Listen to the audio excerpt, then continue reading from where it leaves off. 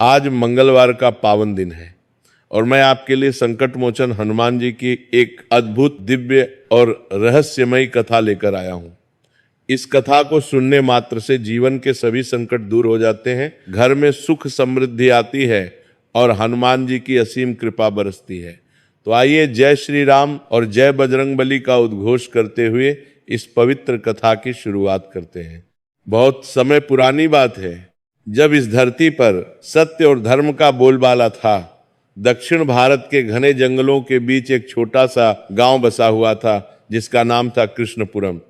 यह गांव चारों ओर से विशाल पहाड़ों और घने वृक्षों से घिरा हुआ था। पहाड़ों की चोटियां आसमान को छूती हुई प्रतीत होती और घाटियों में सदैव एक दिव्य शांति व्याप्त रहती थी। गांव में लगभग 100 परिवार रहते थे और सभी लोग बहुत ही सरल स्वभाव के थे। वे खेती किसानी करके अपना जीवन यापन करते थे। उनका जीवन बहुत साधारण था। सुबह होते ही खेतों में काम कर देते, दिन भर मेहनत करना और शाम को थके हारे घर लौटना। गांव के लोगों में आपसी प्रेम था, लेकिन धर्म और आध्यात्मिकता के प्रति उनकी रुचि कम होती जा रही थी। गांव के बीचों बीच एक प्राचीन शिव मंदिर था जिसकी बड़ी बड़ी घंटियां हर सुबह शाम बजती थीं। उस मंदिर में हर दिन कुछ लोग पूजा करने आते थे। मंदिर के पुजारी रामस्वामी बहुत वृद्ध थे और पूरे मन से भगवान शिव की सेवा करते थे। लेकिन गांव के बीचों बीच की मंदिर था। बाहर जंगल के किनारे एक छोटा सा हनुमान मंदिर था जो बहुत पुराना और जीर्ण शीर्ण हो चुका था। कहा जाता था कि यह मंदिर 500 साल पुराना है और इसका निर्माण एक महान संत ने करवाया था जो इस क्षेत्र में तपस्या करने आए थे। उस संत का नाम था स्वामी दिव्यानंद। वे एक सिद्ध पुरुष थे और उन्हें हनुमान जी में अटूट विश्वास था। कहते हैं कि उन्होंने इस स्थान पर 12 वर्षों तक तपस्या की थी और हनुमान जी ने उन्हें साक्षात दर्शन दिए थे। तभी से यह स्थान बहुत पवित्र माना जाता था। लेकिन समय के साथ साथ लोगों की आस्था कम होती गई और उस मंदिर की देखभाल करने वाला कोई नहीं रहा। स्वामी दिव्यानंद के बाद उनके शिष्यों ने कुछ समय तक मंदिर की देखभाल की, लेकिन धीरे धीरे वे सब भी चल बसे और नई पीढ़ी में किसी को उतनी रुचि नहीं रही। मंदिर की दीवारें टूट गई थीं, छत में बड़े बड़े छेद हो गए थे जिनसे बारिश का पानी अंदर आता था और चारों ओर जंगली झाड़ियां और कांटेदार बेलें उगाई थीं। मंदिर का प्रवेश द्वार भी आधा टूटा हुआ था। अंदर हनुमान जी की मूर्ति धूल और मिट्टी से ढकी हुई थी। केवल कुछ बुजुर्ग महिलाएं ही कभी कभार साल में 2-4 बार उस मंदिर में जाती थीं, और वो भी सिर्फ इसलिए कि उनकी दादी नानी इस मंदिर को पवित्र मानती थी। इसी गांव में एक गरीब ब्राह्मण परिवार रहता था। परिवार के मुखिया का नाम था पंडित विश्वनाथ। विश्वनाथ लगभग 45 साल के थे। उनका शरीर दुबला पतला था क्योंकि वे हमेशा कम खाते थे ताकि उनके बच्चों को भरपेट खाना मिल सके। उनके माथे पर हमेशा चिंता की लकीरें रहती थीं, लेकिन उनकी आंखों में एक अजीब सी शांति थी। वे एक बहुत ही विद्वान और धार्मिक व्यक्ति थे। उन्होंने बचपन में काशी में संस्कृत का अध्ययन किया था। वे चारों वेद, जगवेद, यजुर्वेद, सामवेद और अथर्ववेद की गहरी जानकारी रखते थे। उन्हें सभी पुराण, विष्णु पुराण, शिव पुराण, भागवत पुराण, गरुड़ पुराण कंठस्थ थे। वे ज्योतिष शास्त्र में भी पारंगत थे और किसी की भी कुंडली देखकर सटीक भविष्यवाणी कर सकते थे। लेकिन गांव में उनकी इस विद्वता की कोई कद्र नहीं थी क्योंकि गांव के अधिकतर लोग अनपढ़ थे और उन्हें धर्म, कर्म, पूजा पाठ में कोई खास रुचि नहीं थी। उनके लिए जीवन का मतलब सिर्फ पेट भरना और अपने परिवार का गुजारा करना था। विश्वनाथ की पत्नी का नाम था सरस्वती। वह लगभग 40 वर्ष की थी, लेकिन कठिन जीवन की वजह से वह अपनी उम्र से बड़ी दिखती थी। उसके हाथ खुरदुरे और कठोर हो गए थे क्योंकि वह हर दिन घर का सारा काम अकेली ही करती थी। उसके बाल असमय ही सफेद होने लगे थे, लेकिन उसका चेहरा बहुत कोमल और शांत था। वह बहुत ही सुशील और धर्मपरायण महिला थी। उसकी माँ ने बचपन में ही उसे रामायण और महाभारत की कथाएं सुनाई थीं और धर्म के संस्कार दिए थे। वह रोज सुबह शाम पूजा पाठ करती थी। सुबह 4 बजे उठकर स्नान तरन करती थी और घर के एक कोने में बने छोटे से पूजा घर में बैठकर भगवान की आराधना करती थी। उसके पास मूर्तियां खरीदने के पैसे नहीं थे, इसलिए उसने खुद ही मिट्टी से छोटी छोटी मूर्तियां बनाई थी। शाम को भी वो दीपक जलाकर आरती करती थी। वो अपने परिवार का बड़े प्रेम से ख्याल रखती थी। चाहे घर में कितनी भी तंगी हो, वो कभी किसी को अपने दुख का एहसास नहीं होने देती थी। हमेशा मुस्कुराती रहती थी और अपने परिवार को हिम्मत देती रहती थी। उनके 3 बच्चे थे, 2 बेटे और 1 बेटी। बड़े बेटे का नाम था रामकृष्ण, जो 18 साल का था। वो बहुत ही समझदार और जिम्मेदार लड़का था। उसे यह एहसास था कि उसके पिता की आर्थिक स्थिति बहुत खराब है, इसलिए वह हर संभव तरीके से अपने परिवार की मदद करने की कोशिश करता था। वह सुबह जल्दी उठता था और जंगल में जाकर लकड़ियां काटता था, फिर उन लकड़ियों को बांधकर पास के बाजार में बेचने जाता था। कभी कभी वो पूरे दिन भर में सिर्फ 10-20 रुपये ही कमा पाता था, लेकिन वो हर पैसा अपनी माँ को दे देता था। वो अपने लिए कभी कुछ नहीं रखता था। उसका सपना था कि एक दिन वो अपने पिता के लिए एक बड़ा मंदिर बनवाएगा जहां वे आराम से पूजा पाठ कर सकें, लेकिन फिलहाल तो उसे अपने परिवार का पेट भरने की चिंता थी। छोटे बेटे का नाम था गोविंद, जो 14 साल का था। वो बहुत ही नटखट और शरारती लड़का था, लेकिन साथ ही बहुत मेधावी भी था। पढ़ाई में उसकी बहुत रुचि थी। उसके पिता ने उसे घर पर ही संस्कृत, गणित और धर्मशास्त्र पढ़ाया था। गोविंद को सब कुछ बहुत जल्दी समझ आ जाता था। गांव के छोटे बच्चों को पढ़ाने में उसे बड़ा मजा आता था। वह रोज शाम को गांव के 5-6 छोटे बच्चों को इकट्ठा करता था और उन्हें अक्षर, ज्ञान और गिनती सिखाता था। बच्चों के माता पिता उसे महीने में 10-15 रुपए देते थे। गोविंद को अपने पिता की तरह विद्वान बनना था। उसका सपना था कि एक दिन वह एक बड़ी पाठशाला खोलेगा जहां गरीब बच्चे मुफ्त में शिक्षा पा सके। बेटी का नाम था लक्ष्मी, जो 10 साल की थी। वो बहुत ही मासूम और भोली लड़की थी। उसकी बड़ी बड़ी काली आंखें थीं जिनमें हमेशा सवाल झलकते रहते थे। वो अपनी माँ के साथ चिपकी रहती थी और हर काम में उनकी मदद करती थी।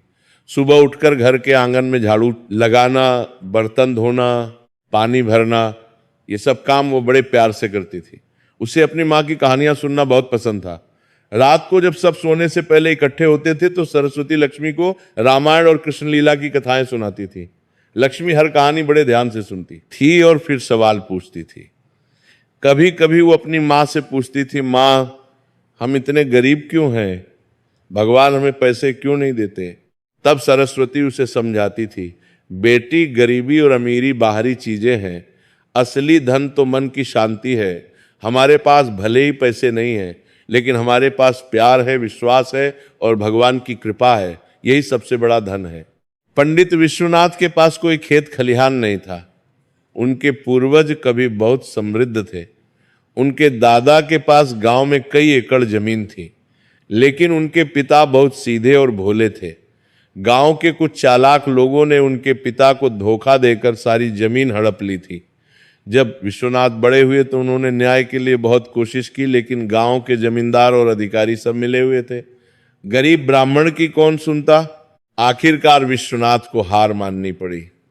अब वे गांव में लोगों के यहाँ पूजा पाठ करके और शुभ कार्यों में पंडिताई करके अपने परिवार का पेट पालते थे। किसी की शादी हो, मुंडन हो, गृह प्रवेश हो, श्राद्ध हो, ऐसे मौकों पर उन्हें बुलाया जाता था।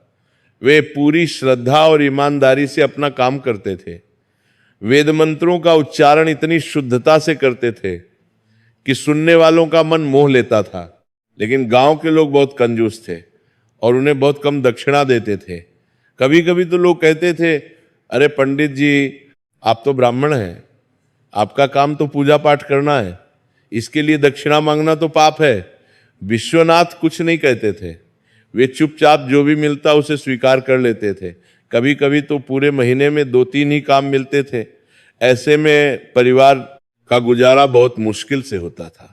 सरस्वती रोज एक समय का भोजन बनाती थी। दोपहर में सब एक साथ बैठकर खाना खाते थे।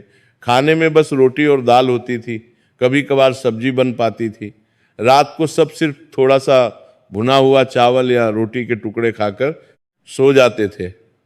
कई बार तो रात को सोते समय बच्चों के पेट में भूख के मारे दर्द होता था, लेकिन वे अपनी माँ से कुछ नहीं कहते थे, क्योंकि वे जानते थे कि उनके पास कुछ नहीं है। रामकृष्ण हमेशा अपने पिता की मदद करने की कोशिश करता था। वह सुबह अंधेरे में ही उठ जाता था। नदी पर स्नान करके वह सीधे जंगल की ओर निकल जाता था।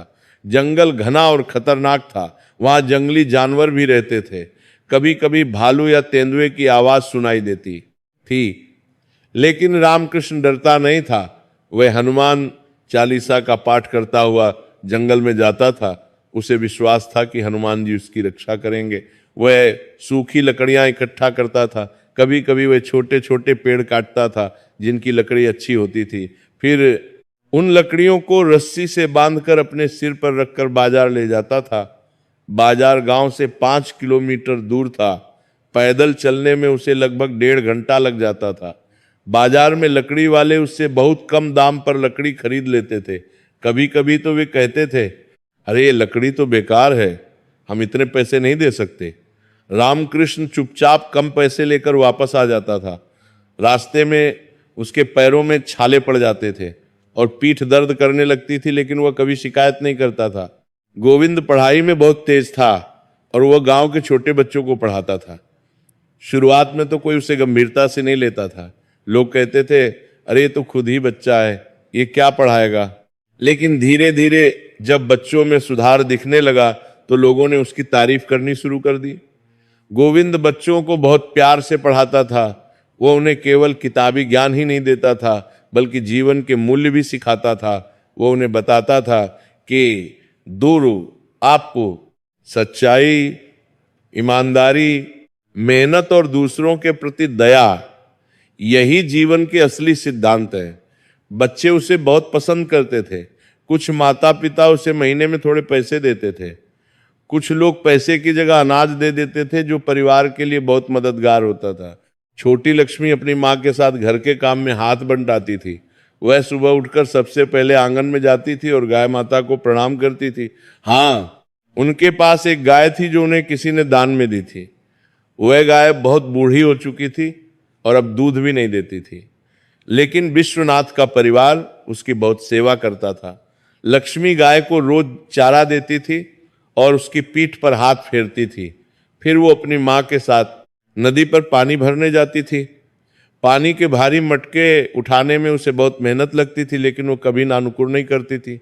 दोपहर में वो अपनी माँ की मदद से खाना बनाती थी। शाम को वो अपने भाइयों के साथ खेलती थी। रात को सोने से पहले वो अपनी माँ से कहानियां सुनती थी। एक दिन गांव में एक बड़ा जमींदार आया। उसका नाम था ठाकुर रघुवीर सिंह। वो शहर में रहता था, लेकिन उसके पास इस गांव की आधी से ज्यादा जमीन थी। वो बहुत ही अमीर और ताकतवर व्यक्ति था।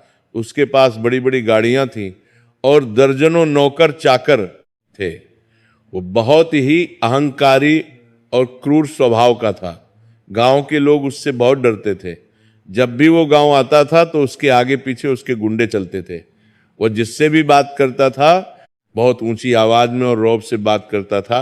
उसे लगता था कि वो सबसे ऊपर है और बाकी सब लोग उसके नौकर हैं।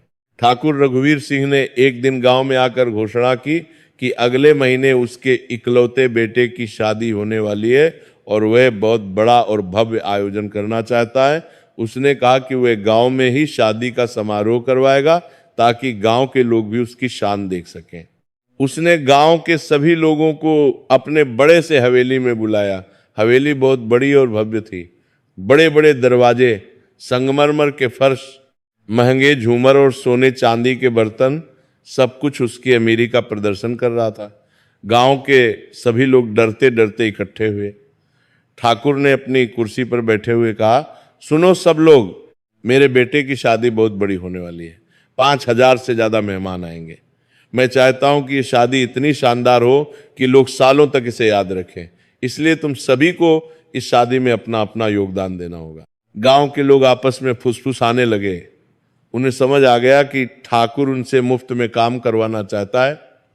ठाकुर ने कहा, जो लोग खेतों में काम करते हैं वे सब्जियां और अनाज देंगे, जो व्यापारी हैं वे पैसे देंगे, जो मजदूर हैं वे शादी की तैयारियों में काम करेंगे, और हाँ, किसी को भी नानुकुर करने की जरूरत नहीं है।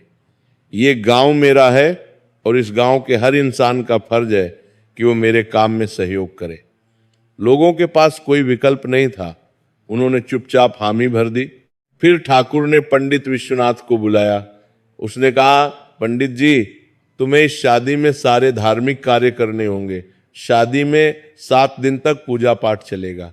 गणेश पूजा, कलश स्थापना, हवन, विवाह संस्कार, सब कुछ तुम्हें ही करना होगा।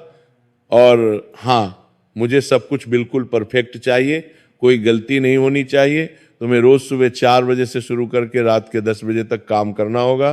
तुम्हें विश्वनाथ ने हाथ जोड़कर कहा, ठाकुर साहब, मैं जरूर आपके काम में पूरी ईमानदारी से सहायता करूंगा, लेकिन आप जानते हैं कि मेरे परिवार की स्थिति बहुत खराब है। मेरे बच्चे भूखे रहते हैं। कृपया मुझे उचित दक्षिणा देने की कृपा करें ताकि मैं अपने परिवार का पेट पाल सकूं। ठाकुर ने जोर से हंसते हुए कहा, दक्षिणा? अरे पंडित, तुम भी बड़े मजेदार हो। तुम्हें तो मैं 7 दिन तक भरपेट खाना खिला रहा हूं, यही बहुत बड़ी दक्षिणा है। तुम जैसे गरीब ब्राह्मणों को तो लोग भीख भी नहीं देते। मैं तुम्हें इतना बड़ा काम दे रहा हूं, यही तुम्हारी किस्मत है। अब चुपचाप अपना काम करो, वरना मैं किसी और शहर से दूसरे पंडित को बुला लूंगा और तुम्हें एक पैसा भी नहीं मिलेगा। विश्वनाथ का दिल बैठ गया, लेकिन वो कुछ नहीं बोले। उनकी आंखें नम हो गईं। उन्हें इस अपमान का बहुत दुख हुआ। वे सोचने लगे कि मैंने इतनी विद्या प्राप्त की, वेदों का अध्ययन किया, लेकिन आज इस अहंकारी आदमी के सामने मुझे इस तरह झुकना पड़ रहा है। लेकिन फिर उन्हें अपने भूखे बच्चों की याद आई। घर में खाने के लिए अनाज नहीं बचा था। पिछले 3 दिनों से सब लोग सिर्फ पानी और नमक के साथ रोटी खा रहे थे। उन्हें इस काम की बहुत जरूरत थी। उन्होंने भारी मन से हामी भर दी। घर आकर विश्वनाथ ने अपनी पत्नी को सारी बात बताई। सरस्वती ने अपने पति की पीड़ा को समझा। उसने कहा, स्वामी, चिंता मत करिए। ये ठीक है कि ठाकुर ने आपका अपमान किया है, लेकिन हमें अपना कर्तव्य तो पूरा करना ही है। आप पूरी ईमानदारी से अपना काम कीजिए। भगवान सब देख रहे हैं। जो लोग दूसरों का अपमान करते हैं, उन्हें एक दिन उनके कर्मों का फल जरूर मिलता है। विश्वनाथ ने अपनी पत्नी की बात में सांत्वना पाई। शादी का दिन आया। पंडित विश्वनाथ सुबह 3 बजे ही उठ गए। उन्होंने स्नान किया और साफ धोती पहनी। फिर वे ठाकुर के घर की ओर चल पड़े। जब वे वहां पहुंचे तो देखा कि पूरी हवेली रोशनी से जगमगा रही थी। हजारों दीपक जल रहे थे। रंग बिरंगे फूलों से सजावट की गई थी। बड़े बड़े पंडाल लगाए गए थे। वहां बहुत बड़ा आयोजन था। सैकड़ों लोग आए हुए थे और काम में लगे हुए थे। रसोई में दर्जनों रसोई खाना बना रहे थे। हर तरफ भाग दौड़ मची हुई थी। विश्वनाथ को एक कोने में ले जाया गया जहां पूजा की सारी सामग्री रखी हुई थी।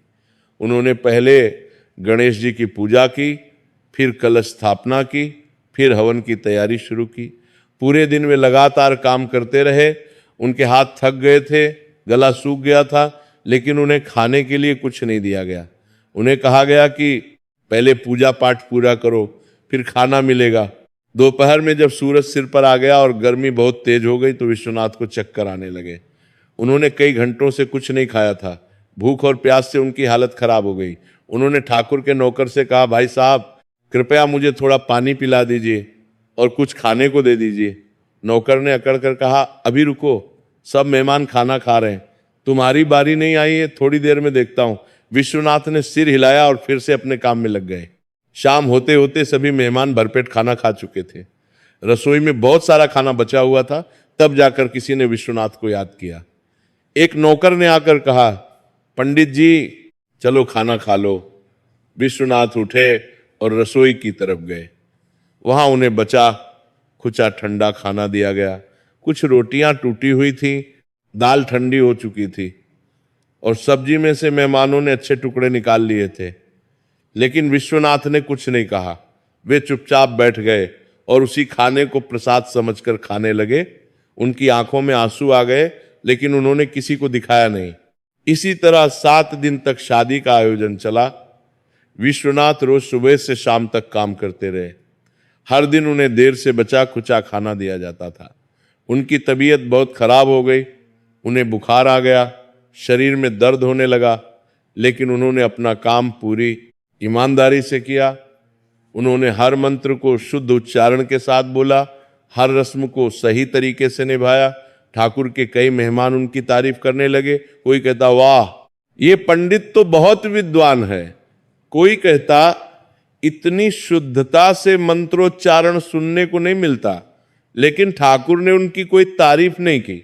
उसे तो बस अपनी शान दिखाने से मतलब था। 7वें दिन शादी का समारोह समाप्त हो गया। सभी मेहमान अपने अपने घर चले गए। जब सब कुछ शांत हो गया तो विश्वनाथ ने ठाकुर से मिलने की विनती की। ठाकुर अपने कमरे में बैठा हुआ अपने नौकरों से हिसाब किताब कर रहा था। विश्वनाथ अंदर गए और हाथ जोड़कर खड़े हो गए। ठाकुर ने उनकी तरफ देखा भी नहीं। कुछ देर बाद बोला, क्या है? विश्वनाथ ने कहा, ठाकुर साहब, मैंने 7 दिन तक पूरी ईमानदारी से आपका काम किया है, अब कृपया मुझे मेरी दक्षिणा दे दीजिए। ठाकुर ने अपने जेब से 10 रुपये निकाले और मेज पर फेंक दिए।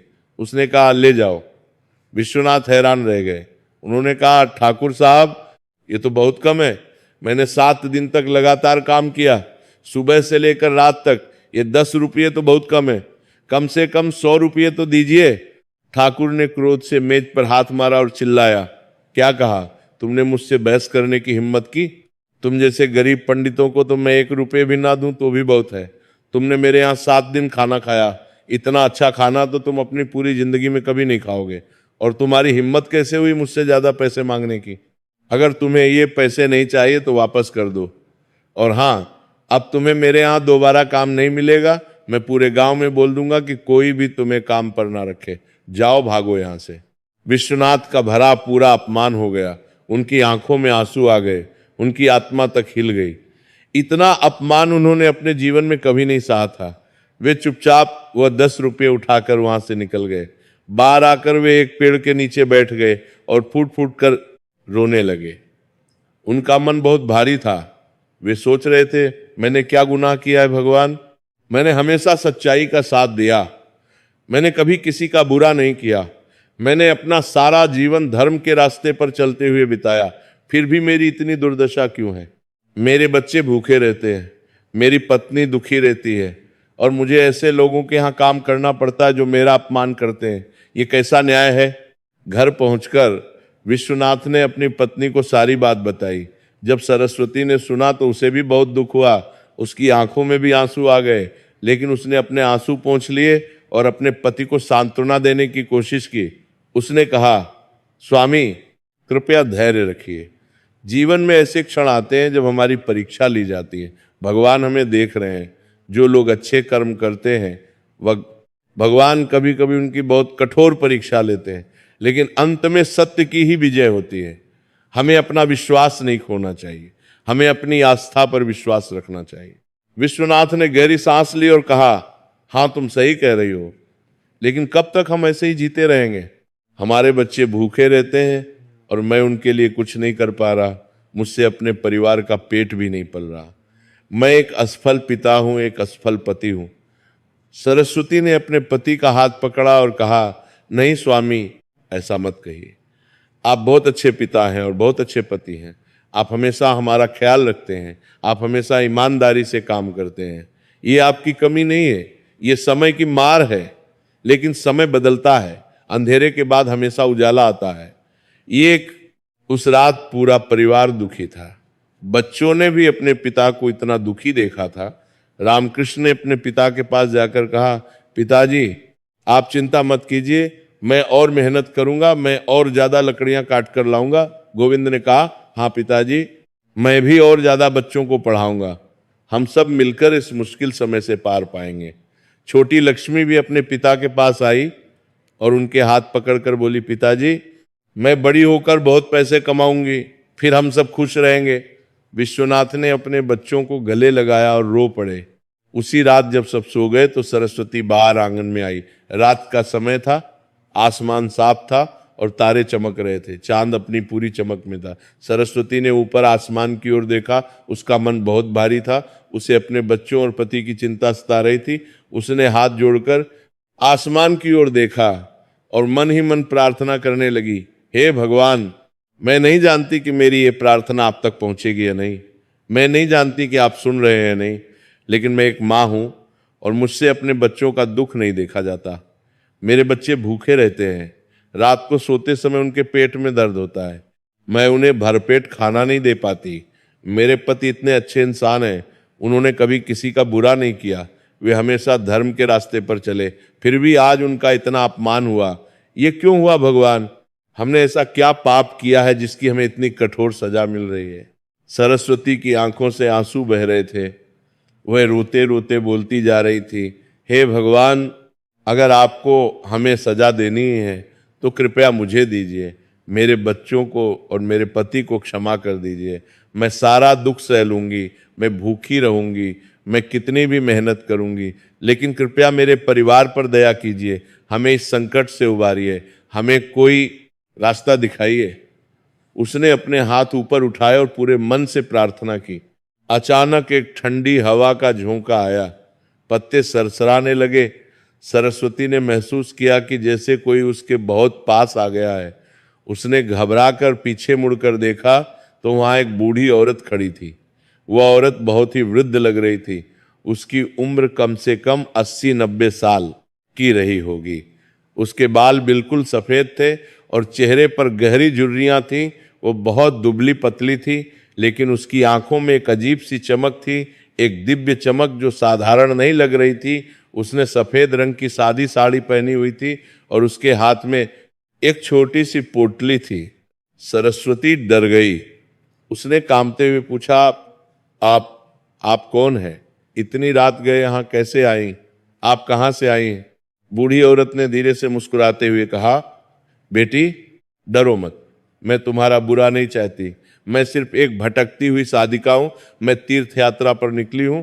मैं रामेश्वरम से आ रही हूं और बद्रीनाथ जा रही हूं, लेकिन रास्ता भटक गई, अंधेरा हो गया और मुझे एक गांव दिखा। मैं बहुत थक गई हूं। क्या मैं आज रात तुम्हारे घर में विश्राम कर सकती हूं? कल सुबह मैं चली जाऊंगी। सरस्वती का दिल बहुत दयालु था। हालांकि उसके घर में खुद के लिए भी कुछ नहीं था, फिर भी उसने उस बूढ़ी औरत को मना नहीं किया। हमारे धर्म में अतिथि देवो भव कहा गया है, मेहमान भगवान का रूप होता है। उसने कहा, आइए माई, अंदर आइए। हमारा घर बहुत छोटा और गरीब है, लेकिन आप यहाँ जरूर रुक सकती हैं, कृपया अंदर आइए। बूढ़ी औरत धीरे धीरे अंदर आई। सरस्वती ने उसके लिए एक पुरानी चटाई बिछा दी।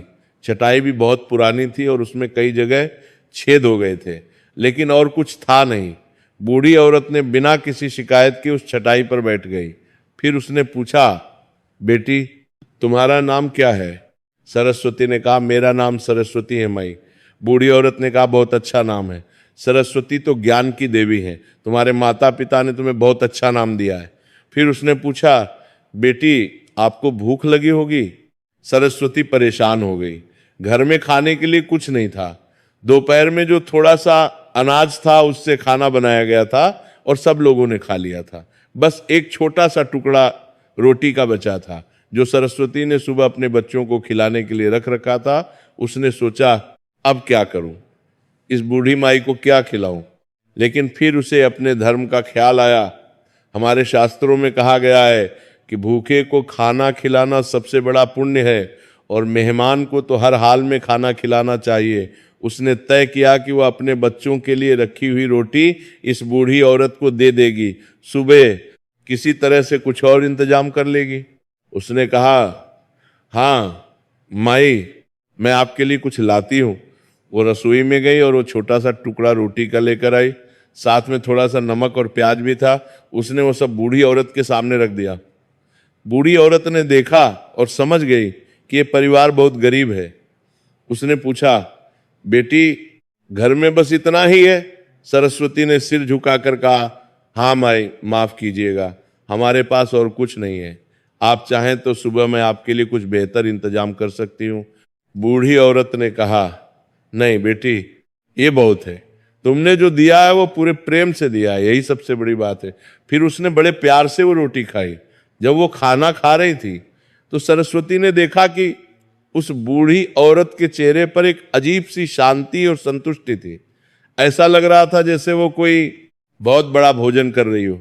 रोटी खाने के बाद बूढ़ी औरत ने सरस्वती से कहा, बेटी तुमने आज मुझ पर बहुत बड़ा उपकार किया है। तुम्हारे पास खुद के लिए भी कुछ नहीं था, फिर भी तुमने मुझे खिलाया। तुम्हारे बच्चों के लिए जो रोटी रखी थी वो तुमने मुझे दे दी। ये तुम्हारी महानता है, ये तुम्हारा त्याग है। भगवान ऐसे लोगों को कभी नहीं भूलते। अब मैं तुम्हें कुछ बताना चाहती हूँ, तुम ध्यान से सुनो। तुम सरस्वती उत्सुकता से सुनने लगी। बूढ़ी औरत ने कहा, बेटी, तुम्हारे परिवार पर एक बहुत बड़ा संकट का बादल मंडरा रहा है, लेकिन यह संकट स्थायी नहीं है, इसे दूर किया जा सकता है, तुम्हें बस कुछ उपाय करने होंगे। सरस्वती ने हाथ जोड़कर पूछा, माई, वह क्या उपाय है? कृपया मुझे बताइए, मैं कुछ भी करने को तैयार हूं। बूढ़ी औरत ने कहा, बेटी, तुम्हें हनुमान जी की शरण में जाना होगा। हनुमान जी संकट मोचन है। उन्हें यह नाम इसीलिए मिला है क्योंकि वे अपने भक्तों के सभी संकट दूर कर देते हैं। वे दीनों के नाथ हैं, गरीबों के रक्षक हैं। जो भी सच्चे मन से उनकी शरण में जाता है वे उसकी जरूर मदद करते हैं, चाहे कितना भी बड़ा संकट हो। हनुमान जी उसे दूर कर देते हैं। तुम्हें 21 मंगलवार का व्रत रखना होगा और एक विशेष पूजा करनी होगी। ये पूजा बहुत पुरानी और दिव्य है। इसे हमारे ऋषि मुनियों ने बनाया था। जो भी इस व्रत को सच्चे मन से करता है और हनुमान जी की भक्ति में लीन होता है, उसके सारे कष्ट दूर हो जाते हैं, उसके घर में सुख समृद्धि आती है, उसके परिवार में शांति आती है। सरस्वती ने पूरे ध्यान से सुना। उसने पूछा, माई, लेकिन हमारे गांव में तो हनुमान जी का मंदिर बहुत पुराना और टूटा फूटा है, वहां कोई जाता भी नहीं। बूढ़ी औरत ने कहा, बेटी, मंदिर टूटा हुआ हो सकता है, लेकिन भगवान की शक्ति कभी नहीं टूटती। असली पूजा तो मन से होती है। भगवान को भव्य मंदिर नहीं चाहिए, उन्हें सच्ची भक्ति चाहिए। तुम उस पुराने मंदिर में ही जाओ, पहले उसकी सफाई करो, फिर वहां हनुमान जी की पूजा करो। तुम्हारी भक्ति देखकर हनुमान जी जरूर प्रसन्न होंगे। सरस्वती ने कहा, माई, कृपया मुझे विस्तार से बताइए कि मुझे क्या क्या करना होगा। मैं सब कुछ ठीक से करना चाहती हूँ। बूढ़ी औरत ने समझाना शुरू किया, बेटी, सुनो ध्यान से। हर मंगलवार को तुम्हें सुबह ब्रह्म मुहूर्त में उठना होगा। यह सूरज निकलने से पहले का समय होता है, जब पूरा संसार शांत होता है। उस समय भगवान का ध्यान करना सबसे शुभ होता है। तुम स्नान करके साफ कपड़े पहनना, फिर तुम उस पुराने हनुमान मंदिर में जाना। वहां जाकर पहले मंदिर की सफाई करना, झाड़ू लगाना, कूड़ा करकट बाहर निकालना, फिर हनुमान जी की मूर्ति को साफ पानी से धोना।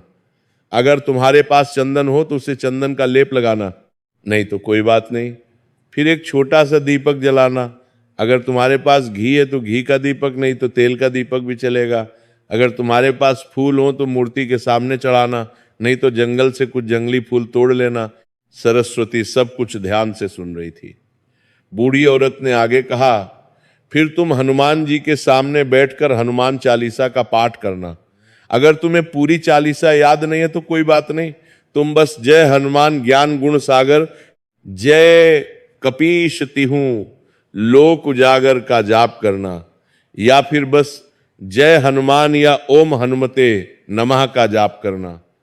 भगवान को शब्दों की नहीं, भाव की जरूरत होती है।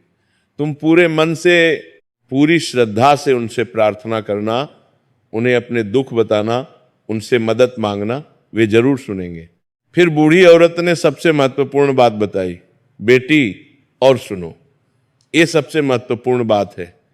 हर मंगलवार को तुम्हें किसी ना किसी जरूरतमंद की मदद जरूर करनी है। चाहे तुम्हारे पास कितना भी कम हो, उसमें से कुछ दूसरों को जरूर देना। किसी भूखे को खाना खिलाना, किसी गरीब को कपड़े देना, किसी बीमार की मदद करना, कुछ भी करना, लेकिन जरूर करना। क्योंकि असली भक्ति यही है। भगवान की मूर्ति के सामने घंटों बैठे रहना भक्ति नहीं है। असली भक्ति तो दूसरों की सेवा करना है। जब हम किसी जरूरतमंद की मदद करते हैं तो हम भगवान की ही मदद कर रहे होते हैं। हनुमान जी ने अपना पूरा जीवन दूसरों की सेवा में बिताया। भगवान राम की सेवा की, माता सीता की रक्षा की, सबकी मदद की। इसलिए जो भी हनुमान जी का सच्चा भक्त बनना चाहता है उसे भी दूसरों की सेवा करनी चाहिए। सरस्वती ने सब कुछ समझ लिया। उसने पूछा, माई, मुझे ये व्रत कितने दिन तक करना होगा? बूढ़ी औरत ने कहा, बेटी, 21 मंगलवार, हर मंगलवार को यही सब करना, भूलना मत। और हाँ, व्रत रखना, सुबह से लेकर शाम तक कुछ मत खाना। शाम को पूजा के बाद फलाहार कर सकती हो। अगर तुम्हारे पास फल नहीं है तो दूध या सिर्फ पानी भी चलेगा, लेकिन व्रत जरूर रखना। ये तुम्हारे मन को शुद्ध करेगा और तुम्हारी इच्छा शक्ति को मजबूत बनाएगा। सरस्वती ने हाथ जोड़कर कहा, माई मैं जरूर ऐसा करूंगी, मैं कल से ही शुरू करूंगी। बूढ़ी औरत ने कहा, नहीं बेटी, कल सोमवार है, तुम्हें मंगलवार से शुरू करना होगा, परसों से शुरू करना। और हाँ, एक बात और याद रखना, जब भी तुम मंदिर जाओ पूरे विश्वास के साथ जाना, कभी भी शक मत करना, कभी भी यह मत सोचना कि शायद ये काम नहीं करेगा। विश्वास ही सबसे बड़ी शक्ति है। जिसके पास विश्वास है वो पहाड़ भी हिला सकता है। फिर बूढ़ी औरत ने अपनी पोटली खोली, उसमें से उसने एक छोटा सा लड्डू निकाला। वह लड्डू बहुत सुंदर दिख रहा था और उसमें से बहुत अच्छी खुशबू आ रही थी। उसने वह लड्डू सरस्वती को दिया और कहा, बेटी ये हनुमान जी का प्रसाद है, इसे खा ले, ये तुझे शक्ति देगा। सरस्वती ने वह लड्डू लिया और श्रद्धा से अपने सिर से लगाया। फिर उसने वह लड्डू खाया। जैसे ही उसने वह लड्डू खाया, उसे ऐसा महसूस हुआ जैसे उसके पूरे शरीर में एक नई ऊर्जा दौड़ गई हो। उसकी सारी थकान एक पल में गायब हो गई। उसका मन एकदम शांत और हल्का हो गया। उसके अंदर एक नई उम्मीद जाग उठी। उसे ऐसा लगा जैसे सब कुछ ठीक हो जाएगा। बूढ़ी औरत ने फिर अपनी पोटली से कुछ अनाज निकाला। उसने कहा, बेटी ये ले, इससे तुम अपने परिवार के लिए खाना बना लेना, सुबह सबको खिला देना। सरस्वती ने वो अनाज लिया। वो बहुत आश्चर्यचकित हुई, उस छोटी सी पोटली से इतना अनाज कैसे निकल रहा है। उसने बूढ़ी औरत की तरफ देखा। बूढ़ी औरत मुस्कुरा रही थी, उसकी आंखों में एक दिव्य चमक थी। सरस्वती को लगा कि ये कोई साधारण औरत नहीं है। उसने पूछा, माई आप कौन है? आप साधारण औरत नहीं लगती हैं, कृपया मुझे बताइए। बूढ़ी औरत ने कहा, बेटी मैं कौन हूं ये महत्वपूर्ण नहीं है, महत्वपूर्ण ये है कि तुम क्या करती हो। तुमने आज मुझ पर उपकार किया है, तुमने मुझे आश्रय दिया, खाना खिलाया। भगवान ऐसे लोगों को कभी नहीं भूलते। अब तुम जाओ और आराम करो, सुबह तुम्हें बहुत काम करना है। सरस्वती ने सिर झुकाकर प्रणाम किया और अपने कमरे में चली गई। लेकिन उसे नींद नहीं आ रही थी। उसका मन बहुत अजीब तरह से शांत था। उसे लग रहा था कि आज कुछ बहुत खास हुआ है। कुछ देर बाद उसे नींद आ गई। जब सुबह उसकी नींद खुली तो उसने देखा कि बूढ़ी औरत वहां नहीं थी, वो गायब हो चुकी थी। सरस्वती जल्दी से उठी और चटाई के पास गई। वहां कोई नहीं था। उसने पूरे घर में देखा, बाहर आंगन में देखा, लेकिन बूढ़ी औरत कहीं नहीं थी। ये कैसे संभव है? वो इतनी बूढ़ी थी, वो इतनी जल्दी कैसे चली गई? और उसने किसी को बताया भी नहीं। सरस्वती को समझ आ गया कि वो कोई साधारण औरत नहीं थी। शायद वो कोई देवी थी, या शायद स्वयं हनुमान जी ही किसी रूप में उसे दर्शन देने और मार्गदर्शन देने आए थे। उसकी आंखों में आंसू आ गए। उसने हाथ जोड़कर आकाश की ओर देखा और कहा, हे भगवान आपकी कृपा अपार है, आपने मुझ गरीब पर दया की, मैं आपकी हमेशा आभारी रहूंगी। फिर उसे वह अनाज याद आया जो बूढ़ी औरत ने दिया था। उसने देखा तो वह अनाज वहीं रखा हुआ था। इतना अनाज था कि पूरे एक हफ्ते तक परिवार का काम चल सकता था। सरस्वती बहुत खुश हुई। उसने तुरंत चूल्हा जलाया और खाना बनाना शुरू कर दिया। जब विश्वनाथ और बच्चे उठे तो उन्हें बहुत आश्चर्य हुआ। इतने दिनों बाद घर में अच्छे खाने की खुशबू आ रही थी। विश्वनाथ ने पूछा, ये अनाज कहाँ से आया? सरस्वती ने अपने पति को रात की पूरी घटना बताई। जब विश्वनाथ ने सारी कहानी सुनी तो उन्हें भी बहुत आश्चर्य हुआ। उन्होंने कहा, यह तो बहुत अद्भुत है, निश्चित रूप से वह कोई दिव्य आत्मा थी, तुम्हें दिव्य दर्शन हुए हैं। ये हमारी किस्मत है, ये हमारी किस्मत है। हमें उस बूढ़ी औरत की बात जरूर माननी चाहिए। सरस्वती ने कहा, हाँ स्वामी, मैं परसों से मंगलवार से व्रत शुरू कर दूंगी। विश्वनाथ ने कहा, बहुत अच्छा, मैं भी तुम्हारे साथ व्रत रखूंगा। उस दिन पूरा परिवार खुश था। सबने भरपेट खाना खाया। बच्चों के चेहरे पर मुस्कान आ गई। लंबे समय बाद घर में खुशी का माहौल था। रामकृष्ण ने कहा, माँ ये खाना बहुत स्वादिष्ट है। लक्ष्मी ने कहा, माँ क्या हर दिन ऐसा ही खाना मिलेगा? सरस्वती ने अपनी बेटी को गले लगाया और कहा, हाँ बेटी, अब सब ठीक हो जाएगा। हनुमान जी की कृपा से सब ठीक हो जाएगा।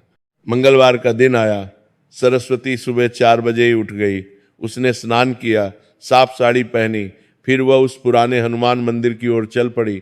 मंदिर गांव से लगभग 1 किलोमीटर दूर था। रास्ता अंधेरा था, लेकिन सरस्वती डरी नहीं। उसने हनुमान जी का नाम लेते हुए चलना शुरू किया। जब वह मंदिर पहुंची तो सूरज निकलने में अभी समय था। चारों ओर अंधेरा था। मंदिर बहुत ही जीर्ण शीर्ण हालत में था। दीवारें टूटी हुई थीं, छत में बड़े बड़े छेद थे, दरवाजा आधा टूटा हुआ था। चारों ओर झाड़ियां और कांटेदार बेलें उगाई थी। जमीन पर कूड़ा करकट था, अंदर घुसना भी मुश्किल था। लेकिन सरस्वती ने हार नहीं मानी। उसने पहले बाहर की झाड़ियों को साफ किया, फिर वो अंदर गई। अंदर बहुत अंधेरा था। उसने अपने साथ एक छोटा सा दीपक लाया था। उस दीपक की रोशनी में उसने देखा कि अंदर हनुमान जी की एक पुरानी मूर्ति थी।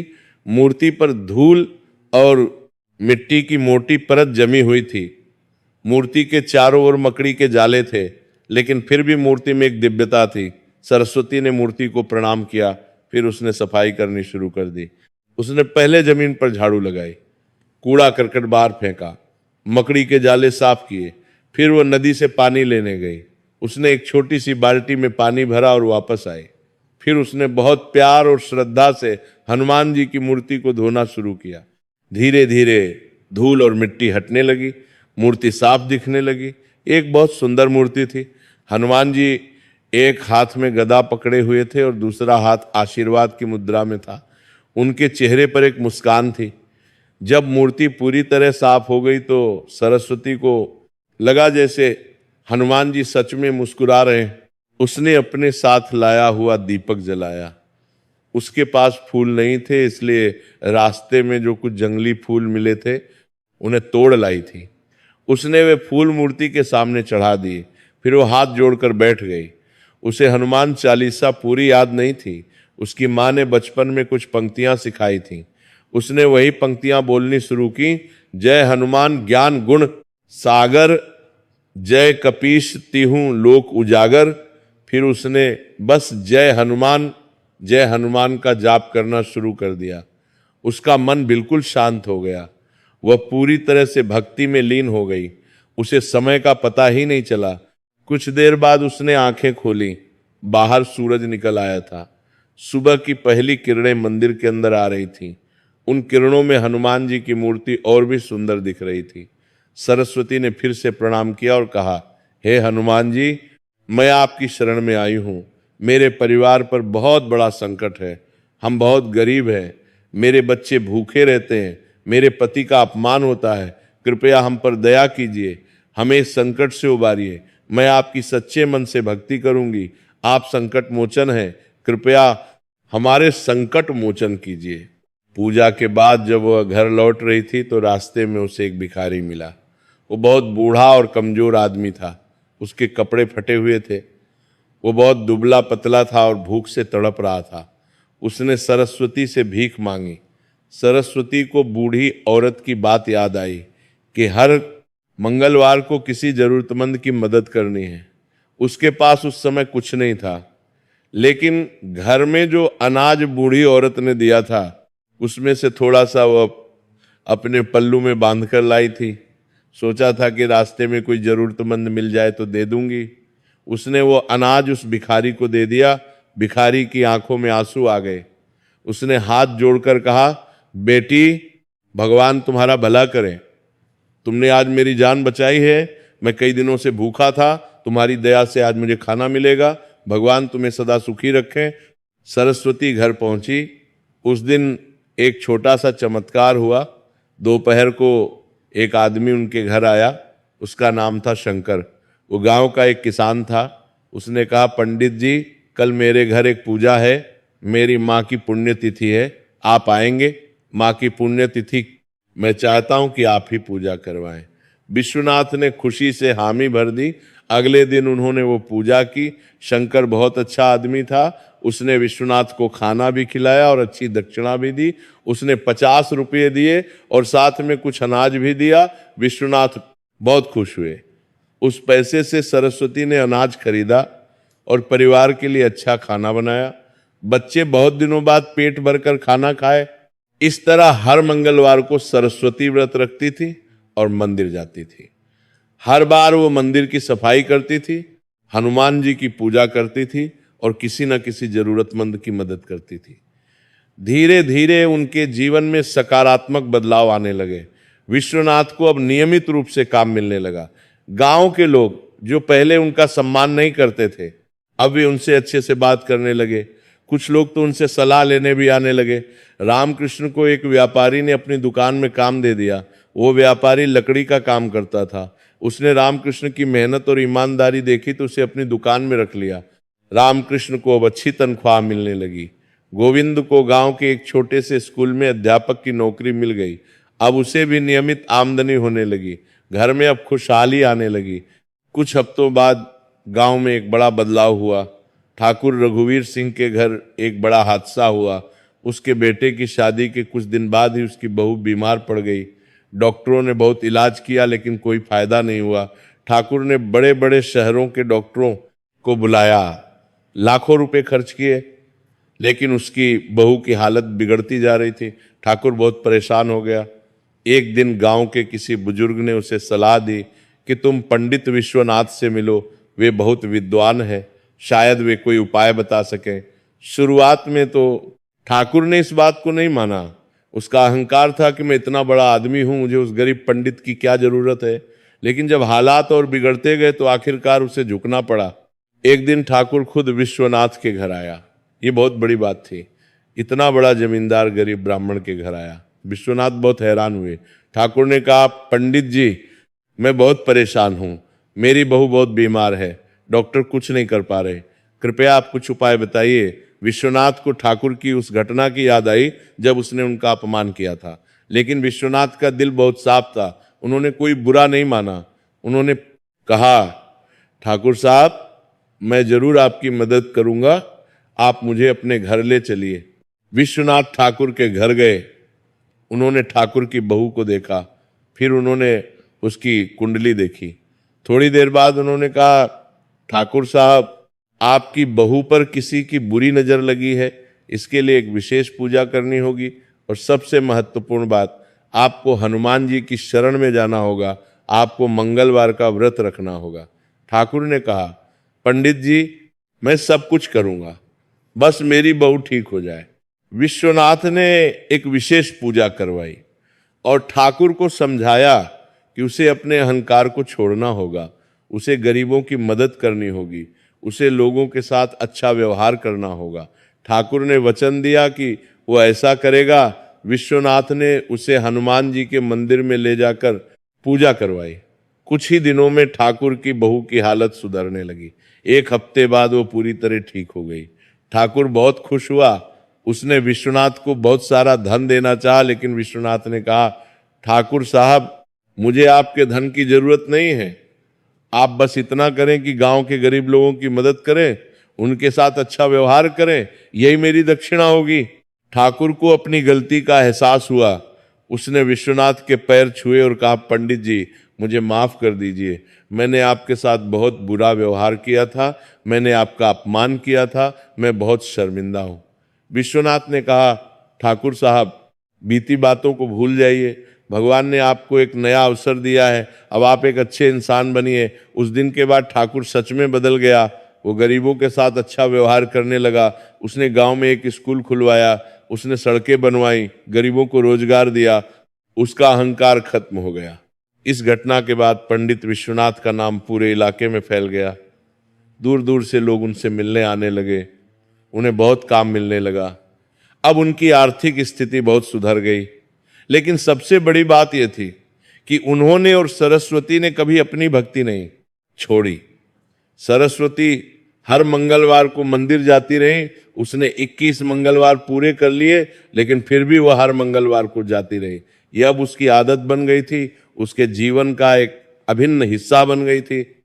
लेकिन असली परीक्षा अभी बाकी थी। कुछ महीने बीत गए। एक दिन छोटी लक्ष्मी अचानक बहुत बीमार पड़ गई। उसे तेज बुखार आया, उसका शरीर जलने लगा, उसे उल्टियां होने लगीं। रात को अचानक वो बेहोश हो गई। पूरा परिवार घबरा गया। विश्वनाथ जल्दी से गांव के वैद्य को बुला कर लाए। वैद्य ने लक्ष्मी को देखा और कहा, ये तो बहुत गंभीर बीमारी लगती है, मुझे ठीक से समझ नहीं आ रहा, आप इसे शहर के डॉक्टर को दिखाइए। विश्वनाथ और सरस्वती बहुत चिंतित हो गए। अगले दिन वे लक्ष्मी को शहर ले गए। डॉक्टर ने जांच की और कहा, ये लड़की को बहुत तेज इन्फेक्शन है, इसे तुरंत अस्पताल में भर्ती करना होगा, ये बहुत गंभीर है, अगर समय पर इलाज नहीं हुआ तो खतरा हो सकता है। सरस्वती की जान में जान नहीं रही। उसकी बेटी, उसकी प्यारी बेटी, वह रोने लगी। विश्वनाथ ने डॉक्टर से पूछा, डॉक्टर साहब इलाज में कितना खर्च आएगा?